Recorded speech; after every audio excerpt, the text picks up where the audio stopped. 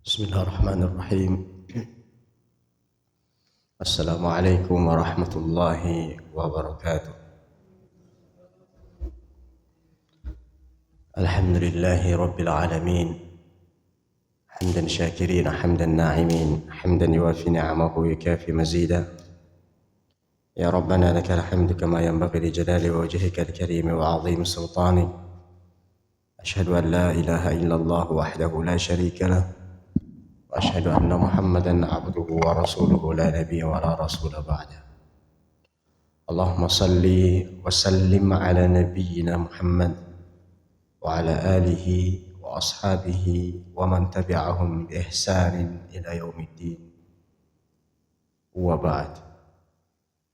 قال الله جل جلاله: يا أيها الذين آمنوا اتقوا الله حق تقاته ولا تموتن إلا وأنتم مسلمون.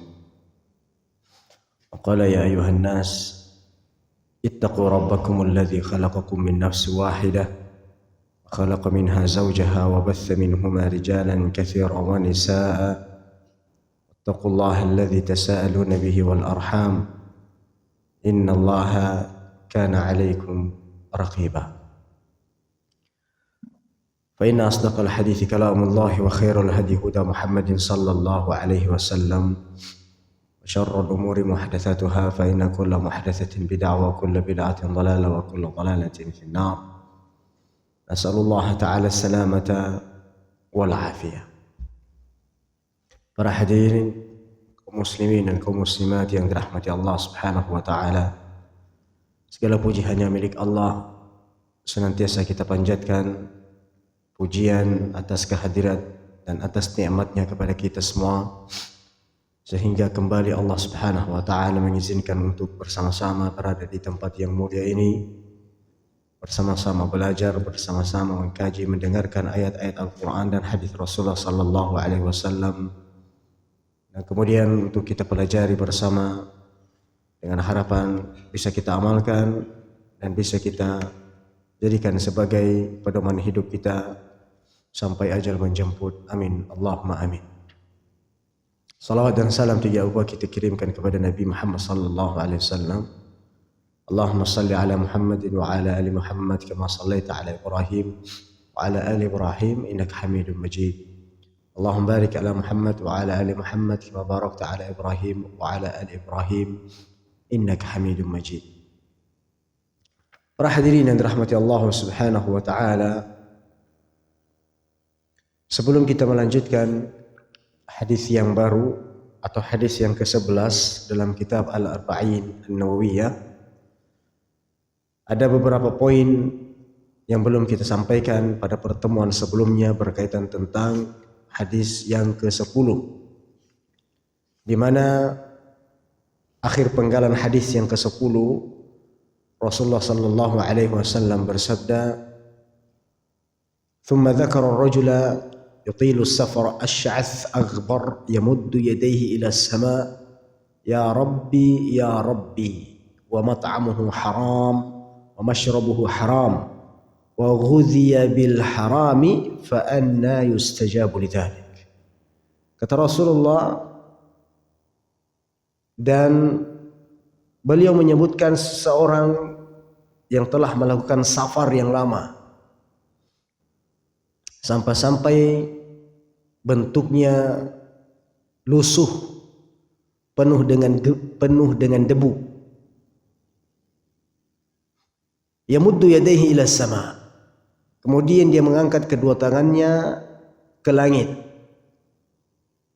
dan berkata, ya Rabb, ya Rabb, wa mat'amuhu haram,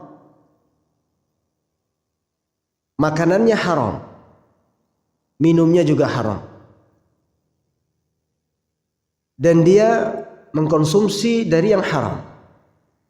Fa anna yustajabu lidzalika, kata Rasulullah, maka tidak mungkin doanya diterima oleh Allah Subhanahu wa taala. Dari hadis ini menjelaskan kepada kita semuanya tentang pentingnya menjaga makanan dan minuman dari sesuatu yang halal. Karena itu adalah sebab utama untuk diterimanya doa. Harus betul-betul tahu sumber daripada yang kita makan ini adalah halal, bukan daripada yang haram. Sebagaimana orang ini berdoa kepada Allah dan dia sudah berdoa dengan baik. Dia mengatakan ya Rabb, mengangkat kedua tangannya menghadap ke langit. Ya Rabb, ya Rabb. Akan tetapi makanannya haram, minumannya haram, dan apa yang dikonsumsinya adalah sesuatu yang dari yang haram, maka tidak mungkin akan diterima doanya di sisi Allah Subhanahu wa ta'ala. Kemudian ikhwatal iman rahmatallahu subhanahu wa ta'ala, di dalam faedah daripada hadis ini di antaranya adalah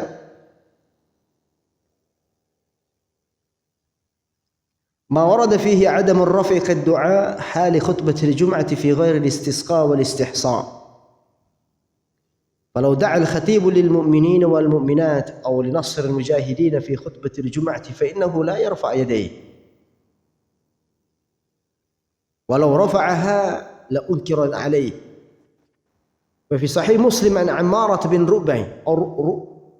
رؤيبة أنه رأى بشر بن مروان على المنبر رافعا يديه فقال قبح الله هاتين اليدين لقد رأيت رسول الله صلى الله عليه وسلم ما يزيد أن يقول بيديه هكذا، وأشار بإصبعه المسبح أو المسبحة.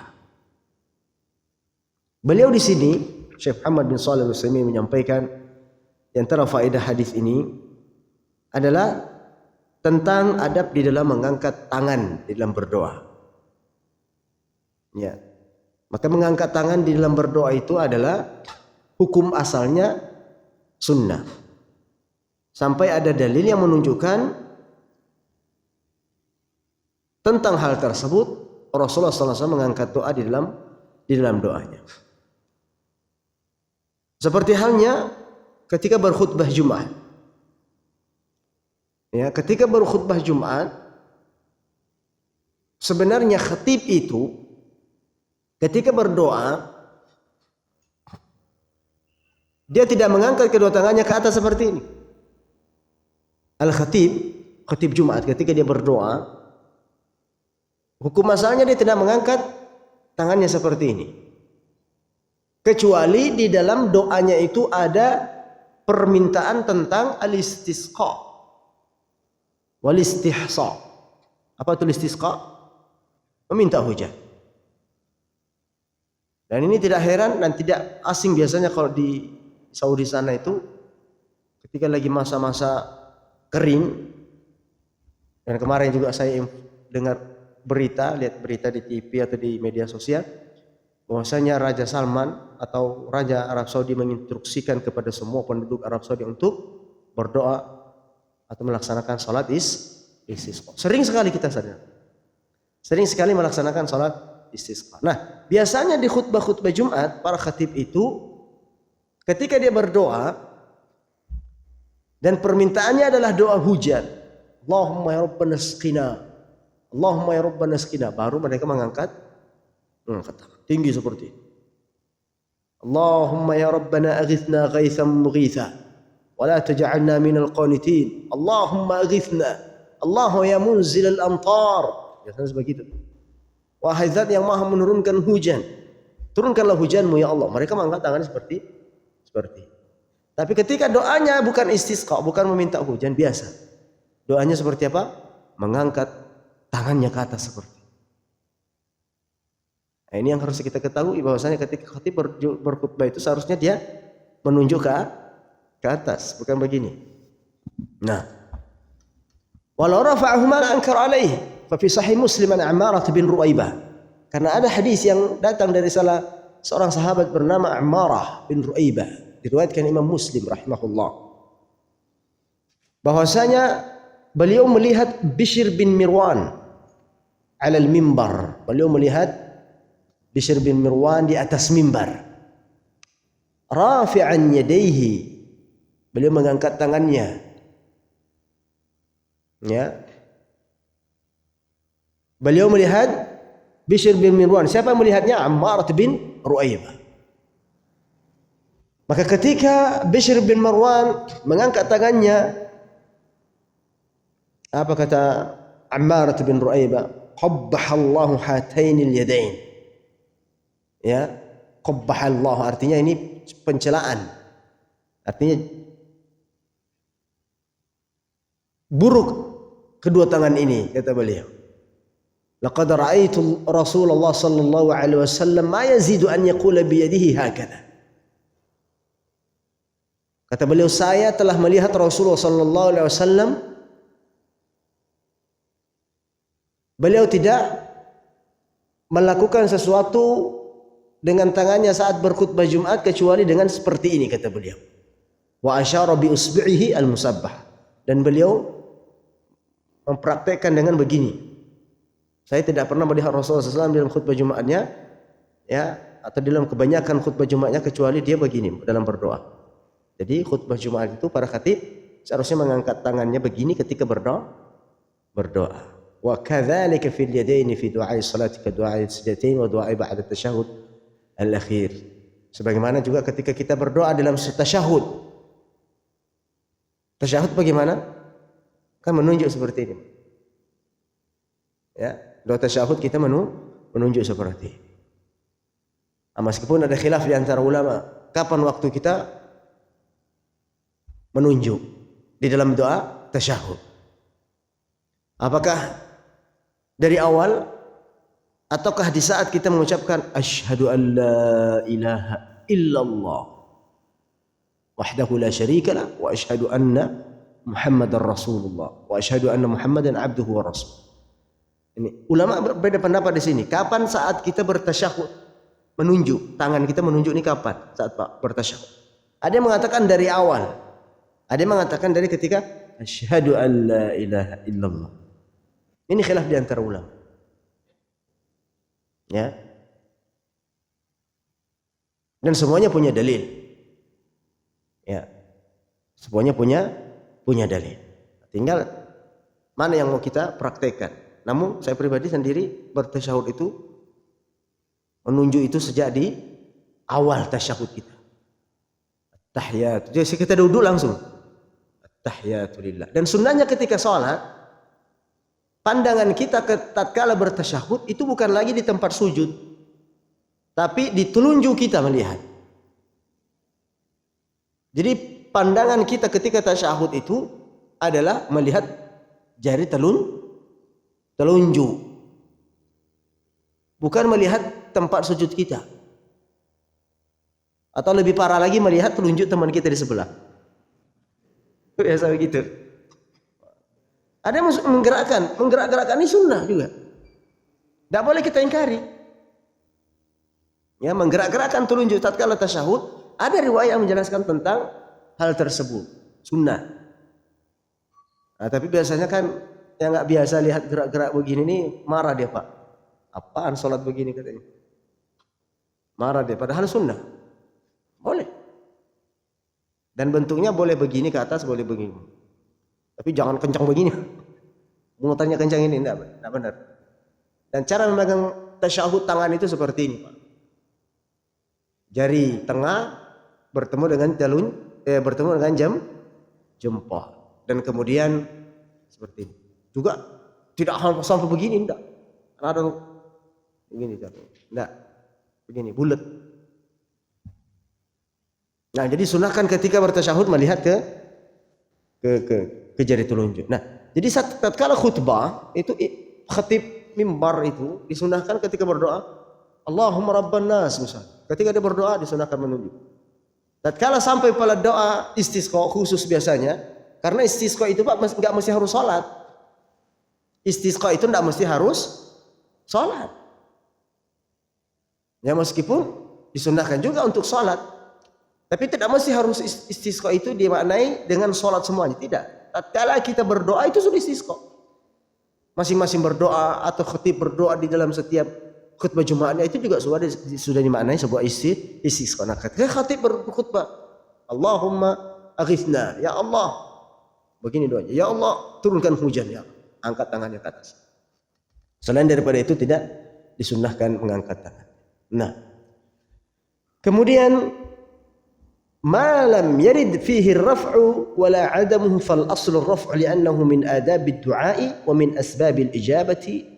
Qala an-nabi sallallahu alaihi wasallam, inna Allaha hayyun karimun yastahi min 'ibadihi idza rafa'a ilaihi yadayhi an yaruddahuma sifran. Nah, kata Rasulullah sallallahu alaihi wasallam, atau kata beliau Muhammad misalnya Al-Utsaimin mengatakan,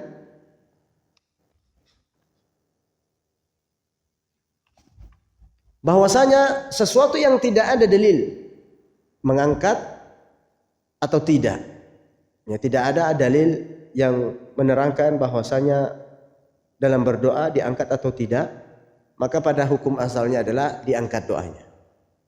Ya, diangkat kedua tangannya. Karena hukum adab berdoa itu adalah mengangkat kedua tangan. Sebagaimana Nabi sallallahu alaihi wasallam dalam sebuah sabdanya mengatakan, innallaha hayyun karimun. Allah Subhanahu wa taala itu memiliki sifat malu. Karimun itu suka memberi. Ya. Mulia. Yastahi min ibadihi, Allah Subhanahu wa taala akan malu dari hambanya idza rafa'a ilaihi yadayhi, ketika dia mengangkat tangannya dalam berdoa, an yaruddahuma sifran, kemudian Allah Subhanahu wa taala tidak mengijabahnya sama sekali. An yarudda huma sifran. Sifran itu artinya nol. Sifar artinya nol. Artinya Allah Subhanahu wa taala tidak memberikan sedikit pun dari permintaan dari seorang hamba ketika dia betul-betul meminta dan kemudian mengangkat kedua tangannya. Tapi dengan syarat tadi, ya, karena ada dalam adab-adab doa itu banyak sekali, Pak. Ya, adab-adab berdoa harus kita terapkan dalam kita berdoa. Ya, dan di antara utama yang kita bahas dalam hadis ini adalah hendaknya seseorang mau dijabah doanya maka bersihkan makanannya, halalkan makanannya, halalkan minumnya. Jangan sampai makan dari yang haram, minum dari yang haram, maka mustahil akan diijabah doa-doanya. Nah, kemudian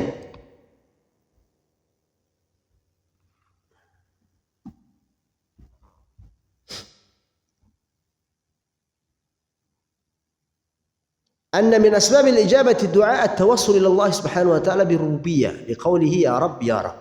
Dan di antara penyebab diijabahnya doa seseorang yaitu bertawassul dengan rububiyahnya Allah Subhanahu wa taala.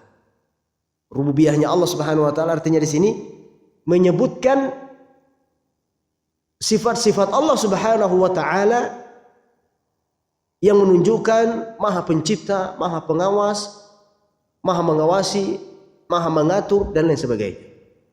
Makanya kalau dalam berdoa itu seperti hanya dalam hadis ini, apa lafaznya ya Rabb? Ya Rabb. Jadi Bapak kalau misalnya mau berdoa, ya meminta itu dengan menggunakan kalimat ya Rabb. Ya Rabbana lakal hamd wa lakal syukr wa lakal ya Rabbana zalamna anfusana. Ya Rabbana taqabbal minna. Ya Rabbana ighfir lana. Ya Rabbana, ya Rabbana. Yang menunjukkan sifat rububiyahnya Allah Subhanahu wa taala. Sebagaimana dalam hadis ini dikatakan hal demikian.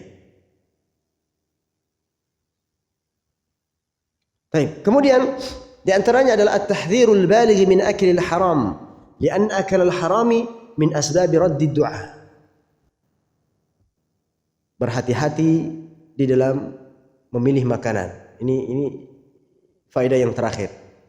Karena memakan sesuatu yang haram adalah sebab tertolaknya doa wa in tawaffarat asbabul ijabah.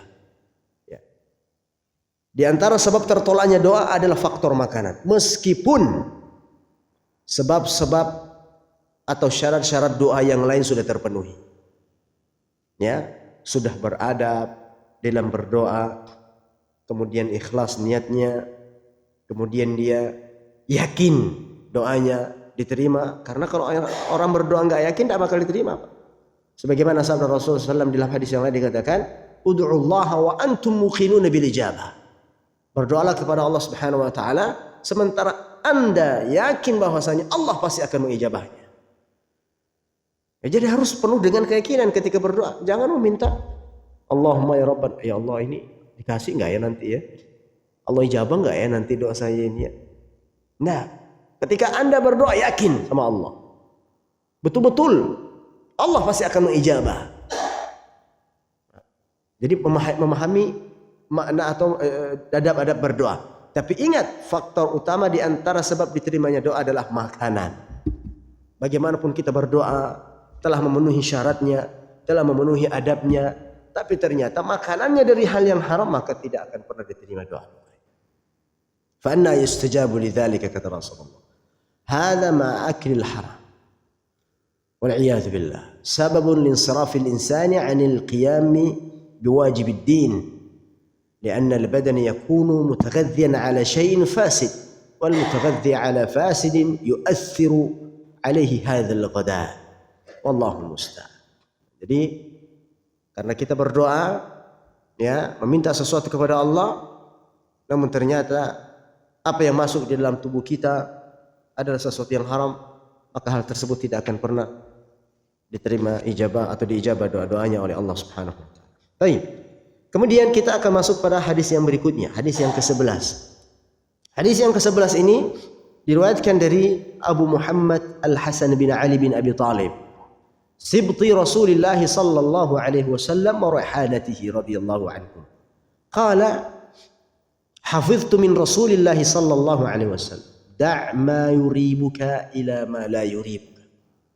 Rawahu الترمذي والنسائي وقال الترمذي هذه حديث حسن صحيح. Derajat hadis ini hasan sahih. Dari salah seorang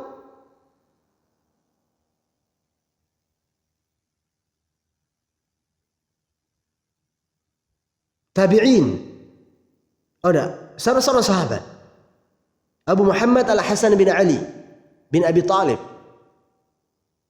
anaknya Ali bin Abi Talib. Anaknya Ali bin Abi Talib siapa namanya? Hasan dan Husain. Nah, yang meriwayatkan hadis ini adalah Hasan. Dari Hasan bin Ali bin Abi Talib. Ya. Dari Hasan bin Ali bin Abi Talib, sibti Rasulillah. Sibti Rasulillah artinya cucunya Nabi sallallahu alaihi wasallam. Karena kalau cucu dari anak perempuan itu namanya sibtun, pakai ta, sibtun, ya, itu cucu dari anak perempuan. Adapun cucu dari anak laki-laki namanya hafid dalam bahasa Arab. Jadi beda antara cucu dari anak perempuan, cucu dari anak laki-laki, beda namanya. Nah, tapi kalau kita kan sama baik, sama aja kan, nggak ada perbedaan. Yang namanya cucu mau dari anak laki-laki perempuan namanya cucu. Nah, kalau dalam bahasa Arab beda. Anak laki-laki namanya hafid. Anak perempuan dari anak perempuan namanya sibtun. Maka Al-Hasan bin Ali bin Abi Talib ini sibtunya Rasulullah sallallahu alaihi wasallam, cucunya Rasulullah sallallahu alaihi wasallam. Dari anaknya perempuannya siapa yang namanya? Fatimah radhiyallahu taala anha. Berkata wa raihanatihi radhiyallahu taala anhu. Ya. Berkata Rasulullah sallallahu alaihi wasallam bersabda, hafiztu min Rasulullah sallallahu alaihi wasallam. Ya. Cucunya Nabi sallallahu alaihi wasallam ini mengatakan, saya menghafal dari salah satu ucapan Nabi sallallahu alaihi wasallam, da' ma yuribuka ila ma la yuribuka. Yang artinya, tinggalkan sesuatu yang meragukanmu kepada sesuatu yang tidak meragukanmu. Ini luar biasa ini. Kalimatnya pendek, singkat, tapi maknanya banyak sekali. Sampai Syekh Muhammad bin Shalih Al-Utsaimin berkata, kalau mau dikaji hadis yang pendek ini. Da' ma yuribuka ila ma la yuribuka. Ya. Itu cuma perkataan Rasulullah. Tinggalkan sesuatu yang meragukanmu kepada sesuatu yang tidak meragukanmu. Singkat, padat. Nah, makanya hadis-hadis Nabi disebut jawami'ul kalim. Rasulullah SAW di antara ya bukti kenabiannya adalah diberikan kalimat yang singkat, padat, namun isinya luar biasa maknanya. Sampai-sampai Rasulullah SAW mengatakan, kalau hadis ini mau dikaji, satu hadis ini, maka bisa kita tulis beberapa faedah-faedah lebih dari satu buku. Lebih daripada satu buku. Satu kalimat penggalan hadis yang pendek bisa diurai, dijelaskan menjadi satu buku lebih, kata beliau. Ini menunjukkan bahwasanya perkataan Nabi Sallallahu Alaihi Wasallam adalah mencakup ya beberapa faedah dan mengumpulkan beberapa keutamaan-keutamaan tertentu. Oleh karenanya kata para ulama, hadis arba'in ini adalah sudah mencakup global Islam secara keseluruhan. Ya, kalau Bapak Ibu sudah memahami hadis arba'in nawawiyah ini dengan baik dan benar, maka insya Allah perkara-perkara yang ada dalam agama Islam itu sudah kita kuasai secara umum.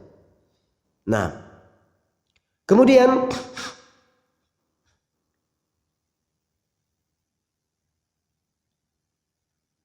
beberapa faedah yang dapat kita ambil dari hadis ini.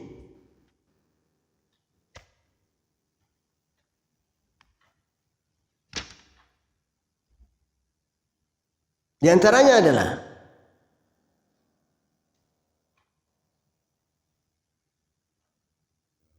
agama Islam, dinul Islam, tidak menghendaki umatnya memiliki perasaan ragu dan bimbang. Jadi ini faedah yang pertama. Jadi أن الدين الإسلام لا يريد من أبنائه أن يكونوا في شك ولا قلق لقوله دع ما يريبك إلى ما لا يريبك. Agama Islam tidak menghendaki umatnya untuk memiliki perasaan ragu dan bimbang.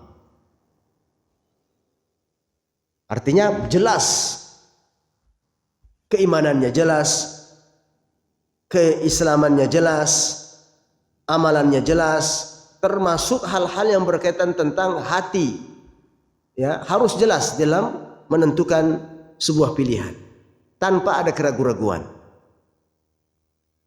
Kemudian yang kedua, annaka idza aradta at-tuma'ninata wal istirahata fatrukil mashkuk watrah janiban la siyama ba'da al-faragh min al-ibadati hatta la yalhaquka al-qalaq. ومثاله رجل طاف بالبيت وانتهى وذهب إلى مقام إبراهيم ليصلي فشك هل طاف 7 أو 6 فماذا يصنع؟ لا يصنع شيئا لأن الشك طرأ بعد الفراغ من العبادة، إذ أن اليقين أنه طاف 6 فيكمل إذا لم يطل الفصل.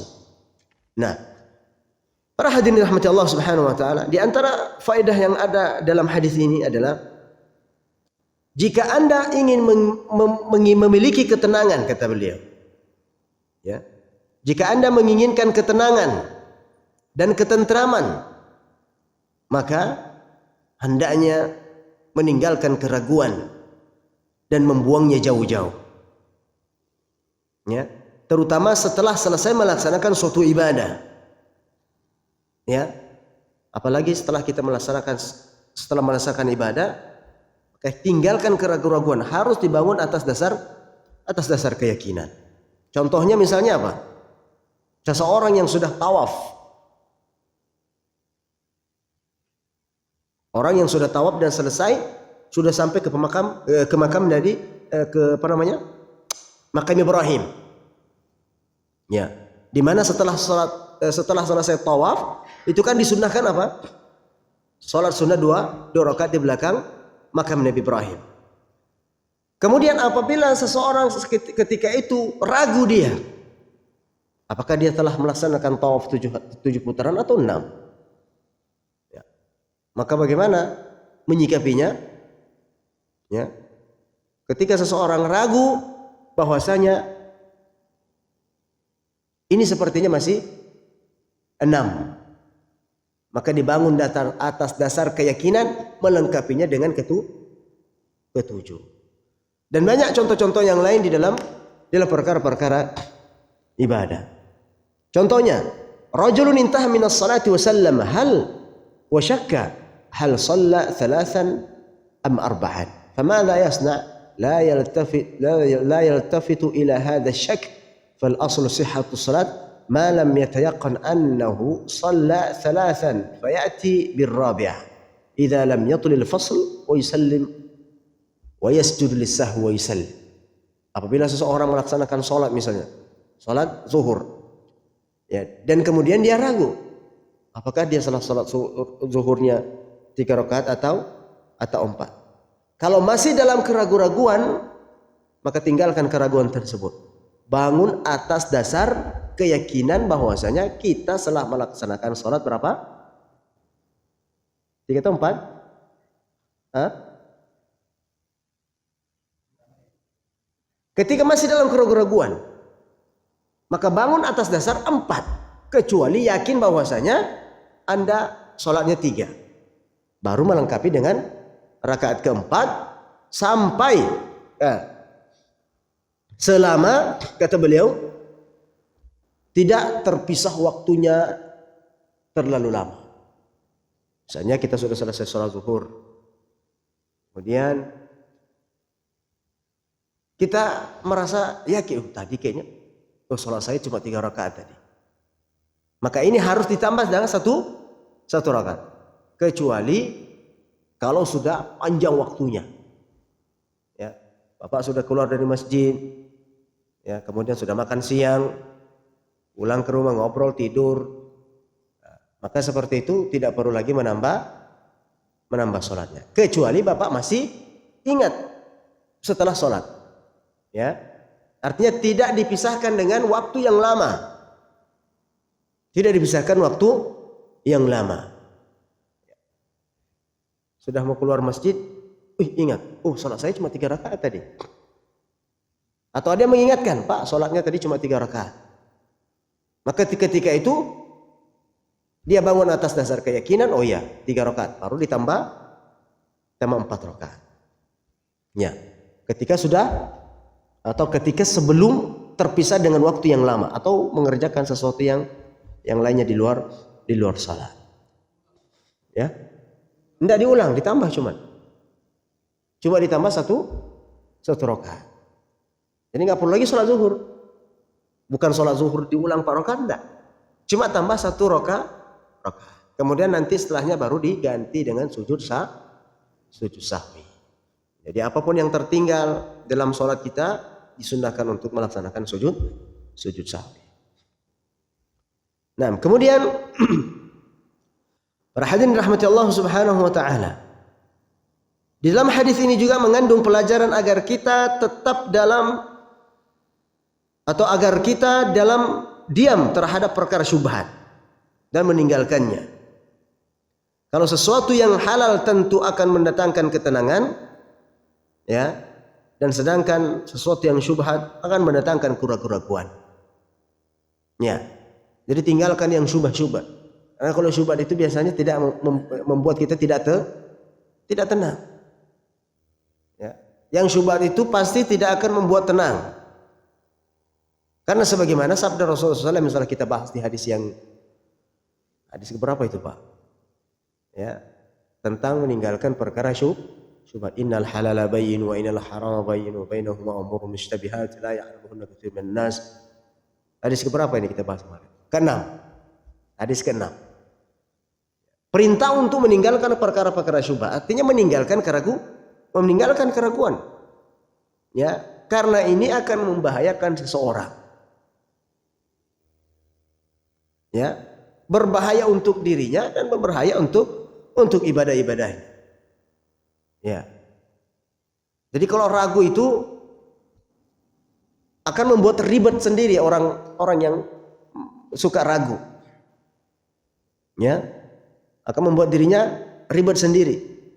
Sholat, nanti keraguan-keraguan ini, saya sudah bersuci atau enggak ya? Saya sudah wudu apa enggak ya? Atau dalam keadaan wudu, orang kadang berwudu sampai setengah jam. Ada itu Pak. Beberapa teman-teman datang bertanya, ini bagaimana hukumnya Ustaz? Saya kok suka ragu saat berwudu itu. Ragunya seperti apa? Ini kayaknya belum sempurna wudu saya. Atau setiap saat saya merasa kok ada yang keluar dari dubur saya misalnya. Maka harus dibangun atas dasar keyakinan. Di dalam sholat juga demikian. Sehingga ada dalam sebuah hadis Nabi Shallallahu Alaihi Wasallam mengatakan bahwasanya seseorang ketika ragu di dalam sholatnya, apakah batal sholatnya dikarenakan berhadas atau tidak, artinya keluar angin misalnya, kentut. Hal ini dijelaskan oleh Rasulullah SAW dalam sebuah hadis Bukhari dan Muslim, ya, dari Abdullah bin Zaid radhiyallahu taala anhu, pernah mengadu kepada Rasulullah SAW, ya, mengenai seseorang yang biasa merasakan sesuatu dalam sholatnya. Maka apa kata Rasulullah SAW? La yansarif hatta yasma'a sautan aw yajida rihan. Masanya biasanya ada orang yang sholatnya mundar-mandir. Mundar-mandir bagaimana? Sholat, pergi lagi ke toilet, tempat wudu, wudu lagi dia. Balik lagi sholat lagi, wudu lagi dia. Karena merasa ragu dia. Ada yang keluar katanya. Oleh karenanya Rasulullah SAW bersabda, la yansarif, janganlah berpaling. Artinya jangan batalkan sholatnya. Hatta yasma' sautan aw yajida rihan. Sampai ia mendengar suara atau mendapati bau. Ya. Karena kalau orang ragu, ya nggak bakal selesai sholatnya. Dikit-dikit ragu, kayaknya ada keluar lagi nih. Sholat lagi. Nggak bakal selesai sholatnya. Ya. Makanya Imam Nawawi rahimahullahu taala berkata mengenai hadis la yansarif hatta yasma' sautan jadi rihan, ya, bahwasanya makna hadis tersebut adalah boleh berpaling sampai ia menemukan adanya sesuatu yang jelas, baik itu suara atau mencium bau. Kalau Anda mendengarkan suara atau mencium bau yang tidak sedap, berarti Anda telah kentut. Mohon maaf, telah buang angin. Tapi kalau tidak ada hal ini, maka jangan buang keraguan-keraguan tersebut. Harus yakin tetap dalam suci. Harus yakin tetap dalam kesucian. Ya. Contohnya misalnya, contoh lainnya misalnya, siapa yang yakin dalam keadaan suci, kemudian dalam keadaan ragu-ragu datang hadas, maka ia tetap dalam keadaan tahara. Baik hal ini didapati karena salat, baik hal ini didapati ketika salat atau di luar salat. Ya. Artinya, siapa yang yakin dalam keadaan suci, kemudian dalam waktu berikutnya dia ragu, ini saya dalam keadaan suci atau berhadas, maka bagaimana menyikapinya? Harus dibangun di atas dasar suci. Karena dia yakin bahwasanya habis berwudu, cuma ragu dia, ini saya sudah keluar angin atau tidak. Sama seperti misalnya kita sholat maghrib ini. Sholat maghrib dalam keadaan apa? Suci. Kemudian duduk dalam pengajian seperti ini sampai nanti sholat isya. Nah, sholat isya mungkin timbul keraguan. Tadi selama duduk kajian batal nggak ya duduk saya? Maka harus dibangun di atas apa? Atas dasar apa harus kita bangun? Suci. Karena itulah hukum asalnya. Ya. Jadi tidak boleh ragu-ragu di situ. Ketika ragu, maka harus dibangun atas dasar keyakinan. Dan keyakinannya adalah suci. Karena dari awal dia sudah bersuci. Tapi karena hanya saja dia ragu, ya, maka hendaknya dia buang keraguan tersebut. Ini contoh kasusnya. Kemudian, barang siapa yang berhadas pada subuh hari, kemudian ia ragu-ragu setelah itu apakah ia sudah bersuci atau belum, maka ia dihukumi seperti keadaan yang pertama, yaitu dalam keadaan berhadas. Ya, jadinya ia harus berwudu karena keadaan awal itulah keadaan yang yakin dan tidak bisa dikalahkan dengan hanya sekedar ragu-ragu. Kalau kita bangun subuh, hukum asalnya apa kita? Suci apa berhadas? Suci apa berhadas? Berhadas, Pak. Karena habis tidur. Kemudian dia ragu. Kebetulan dia bangunnya mungkin ada telepon. Lama dia nelpon. Setelah itu, ini subuh, Pak. Subuh nelpon pagi-pagi kok lama bisa. Ya bisa saja kan. Kemudian dia, tadi saya bangun sudah berwudu apa belum ya? Tiba-tiba kan sudah masuk waktu azan nih. Dia mau ke masjid. Tadi saya sudah berwudu apa belum ya? Maka dalam posisi ini dia harus bangun keyakinannya bahwasanya dia dalam keadaan berhadas. Karena hukum asalnya dia baru bangun. Yang namanya orang baru bangun pasti dalam keadaan berhadas. Jadi seperti itu meyakininya. Nah, kalau yang tadi berbeda, dia sudah sholat maghrib, duduk di dalam masjid sampai sholat isya. Tentunya dia sholat maghrib dalam keadaan suci, tapi dia ragu. Saya tadi ini batal apa enggak ya? Maka dia harus bangun atas dasar keyakinan dalam keadaan suci. Sampai ada dua hal yang tadi disampaikan oleh Rasulullah. Kaidahnya cuma ada dua hal. Yasma' sautan, dia dengarkan suara, atau apa? Atau ada baunya. Nah, jadi dari hadis ini banyak sekali kaidah-kaidah dalam hukum-hukum tertentu yang bisa kita ambil faedah di dalamnya.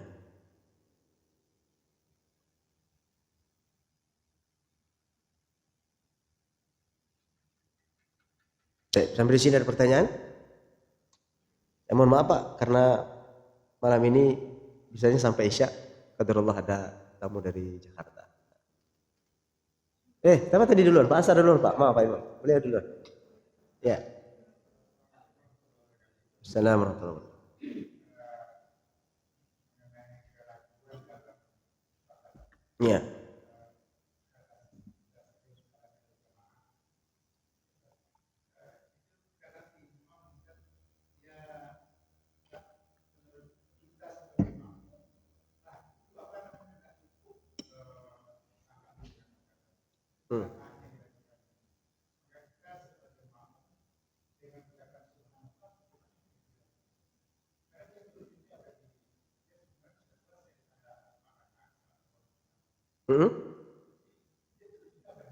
Makmumnya terus berdiri.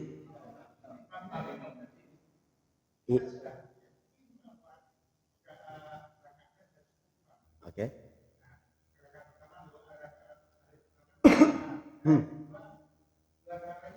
Ya.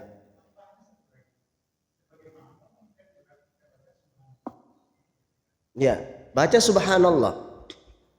Tapi imamnya tetap berdiri. Tetap berdiri, maka makmum pun wajib berdiri.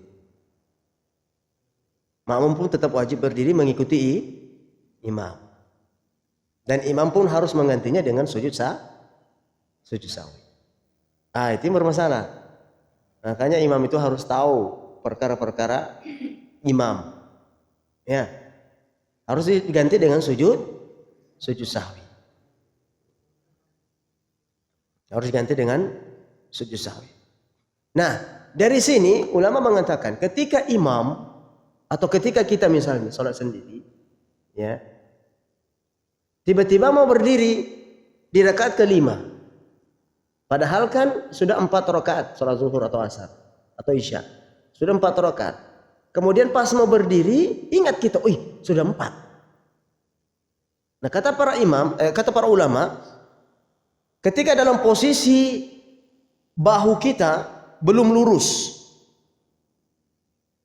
artinya belum berdiri tegak, maka di saat itu pun masih boleh untuk kita kembali duduk. Beda halnya kalau sudah lurus, Allahu Akbar, tidak boleh lagi duduk, tapi tetap melanjutkan sholatnya, namun di akhir nanti diganti dengan sujud sahwi. Karena dia sudah berdiri, artinya sudah berlaku lagi 1 rakaat. Jadi sebelum lurus punggung ini, kan bangun nih, Allah, ingat, sudah 4 rakaat, duduk boleh, kembali duduk boleh, tapi tetap diganti dengan sujud sahwi.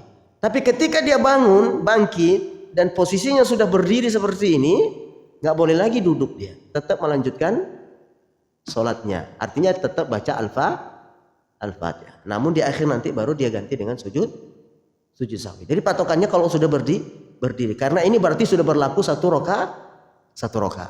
Jelas Pak? Tanggung imam. Bapak kalau makmum nggak usah khawatir, imam sudah nanggung. Makanya berat jadi imam itu Pak. Makanya jadi imam itu berat. Dosanya, tanggungannya berat, namun pahalanya juga besar. Ya, jadi makmum itu nggak ada perkara dia. Ya, apapun kesalahan imam ya ditanggung oleh imam. Ya, bayangkan. Makanya subhanallah, perkara imam ini bukan mudah ya. Jadi harus paham tentang hukum-hukum sholat. Ya. Semuanya sujud sahwi. Semuanya sujud sahwi.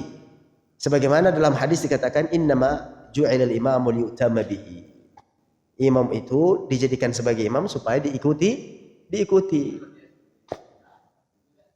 Ya. Kalau tidak diikuti berarti bukan imam dia. Namanya imam itu harus diikuti. Bapak yang sudah menentukan dia imam harus ikut. Ya. Nah, jadi apapun yang dilakukan imam, makmum ikut. Apalagi dalam hal perkara sujud sahwi. Tapi bukan kan saya nggak salah Ustaz. Cuma imam yang salah. Tetap Bapak harus ikut sujud. Ya, karena Anda dalam keadaan makmum. Beliau Pak Imam dulu Pak, sebentar, Parko. Ya.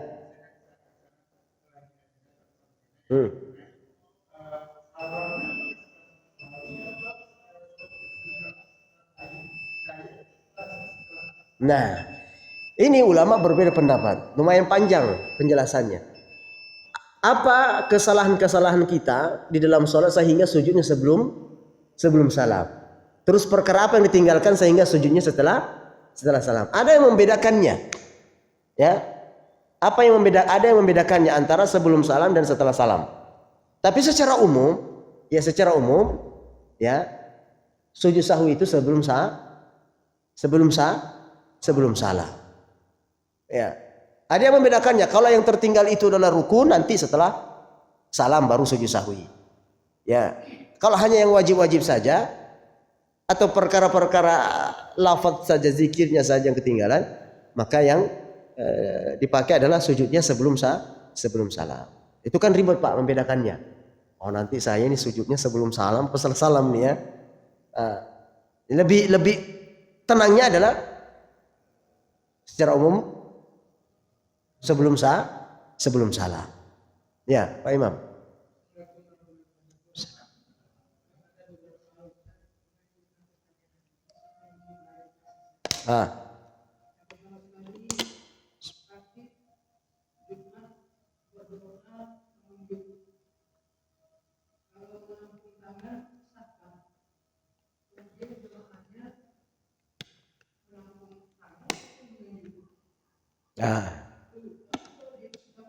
Ya. Saya jawab dulu. Menampung tangan itu seperti apa? Oh enggak. Khatib disunahkan begini Pak. Ya. Mampu tidak mengangkat tangan jemaah. Diam saja.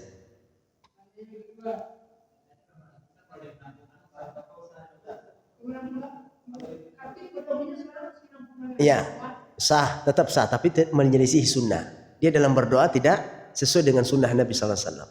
Sampai-sampai tadi kita katakan bahwasanya qabbahallahu yadaik. Apa doa di antara sahabatnya melihat orang yang begini langsung buruk tangan kedua tanganmu itu ketika berdoa seperti ini dalam keadaan.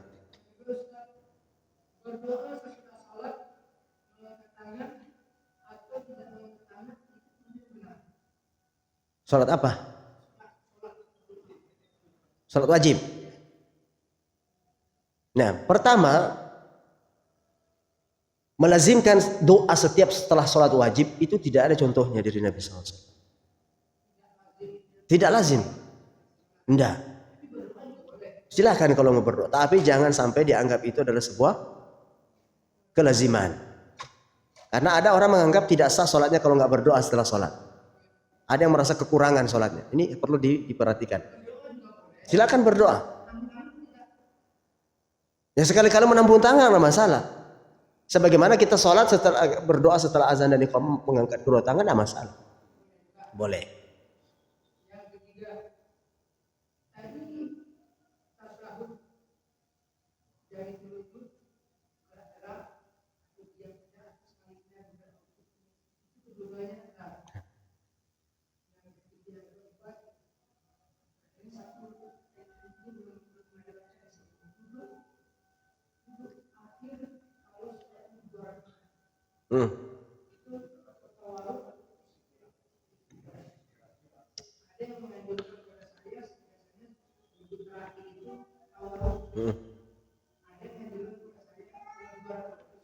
Ya.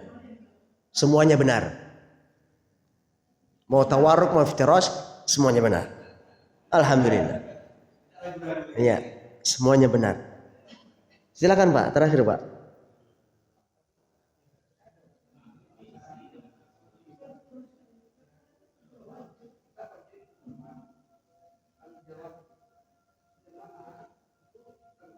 Ya. Masalah kunut.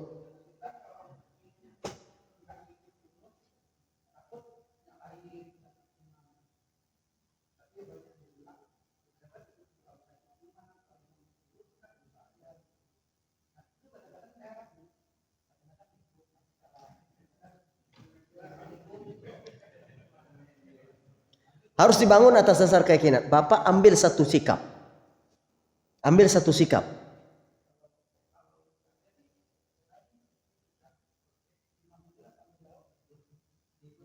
Berarti nggak usah ikut imam.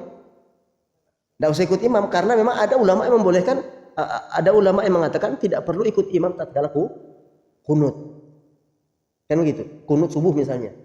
Kan begitu ya. Meskipun ini khilafnya panjang sekali, Pak. Khilaf antara kunut subuh ini panjang sekali. Ya. Dalil yang mengatakan bahwasanya kunut subuh itu ada setiap harinya itu hadisnya lemah. Nah, sehingga ada yang mengatakan itu tidak dianjurkan kunut setiap subuh itu tidak ada anjurannya. Ya. Kemudian ketika kita dalam keadaan makmum bagaimana menyikapinya? Para ulama ada mengatakan boleh saja orang berkunut mengikuti imam ketika dia menjadi makmum karena keumuman dalil daripada imam dijadikan sebagai imam untuk diikuti. Maka Bapak silakan tentukan sikap, ikut atau tidak. Ikut atau tidak itu dalam keadaan makmum. Tapi kalau dalam keadaan imam, hadisnya jelas bahwasanya kunut yang setiap subuh itu adalah dalilnya adalah dhaif, artinya lemah.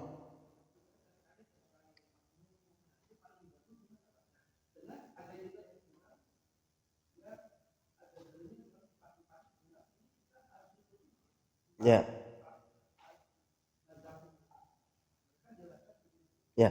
Cara menyikapinya, Bapak boleh mau ikut atau tidak?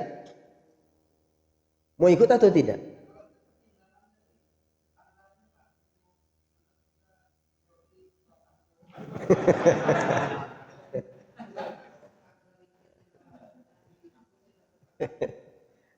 Itu konsekuensinya, Pak. Itu konsekuensinya. Jadi jangan sampai kita ragu-ragu disebabkan penilaian orang. Ya, jangan sampai ragu disebabkan penilaian orang. Kita harus yakin. Ya, harus yakin. Jadi nggak perlu lagi melihat nanti saya ragu enggak enak, saya nanti begini. Harus yakin. Ini prinsip saya dan pasti ada Setiap prinsip harus ada konsekuensinya. Ya, pasti ada. Mungkin dibicarakan atau bagaimana. Tapi Bapak Ibu, karena waktu Isya sudah masuk dan kita cukup sampai di sini dulu karena ada sesuatu hal. Mohon maaf sebelumnya. Barakallahu fikum. Subhanakallahumma rabbana bihamdik, asyhadu an la ilaha illa anta, astaghfiruka wa atubu ilaik. Assalamualaikum warahmatullahi wabarakatuh.